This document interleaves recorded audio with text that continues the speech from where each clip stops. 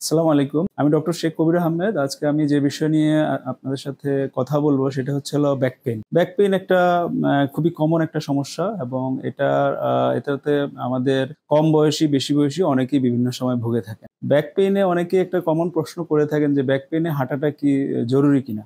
আসলে ব্যাক পেইনের ধরনের উপর নির্ভর করে আমরা এটা মানে অ্যাডভাইস দিয়ে থাকি। কারা হাঁটতে পারবে বা কারা মানে রেস্ট নিবে। সাধারণত ব্যাক পেইনে হাঁটলে যেটা একটা সুবিধা আছে হচ্ছে হলো যে আমাদের ব্যাক মাসল গুলা, জয়েন্ট গুলা এগুলা যদি শক্তিশালী থাকে তাহলে হাঁটাটা সেক্ষেত্রে আমাদের ব্যাক পেইনের ক্ষেত্রে উপকার রাখে। ব্যাক পেইনের বিভিন্ন রকমের ক্রাইটেরিয়া আছে। ব্যাক পেইন বিভিন্ন কারণে আছে। বিভিন্ন কারণে ব্যাক পেইন হয়ে থাকে। আমাদের রোগীরা যখন ব্যাক পেইন নিয়ে আমাদের কাছে আসেন তখন আমরা আসলে ইভালুয়েট করি যে ওনার কোন ধরনের ব্যাক পেইন। এটা কি সকালে বেড়ে যাচ্ছে নাকি কাজকর্ম করার পরে বেড়ে যাচ্ছে। এভাবে বিভিন্ন রকমের ক্রাইটেরিয়ার মাধ্যমে ব্যাক পেইন আমরা রোগ নির্ণয় করে থাকি কি কারণে হলো। সাধারণত বয়স্কদের ক্ষেত্রে হাড়ের ক্যালসিয়ামের ঘাটতি, তারপর হচ্ছে হলো আঘাতজনিত সমস্যা, পড়ে যাওয়া বিভিন্ন রকমের কারণে হয়ে থাকে।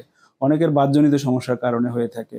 তো সেক্ষেত্রে আসলে আমরা যখন রোগীরা মানে আমাদের কাছে ইয়েতে আসেন এবং আমরা তখন তাদের এই কারণগুলো ইভালুয়েট করে সেই অনুযায়ী চিকিৎসা দিয়ে থাকি।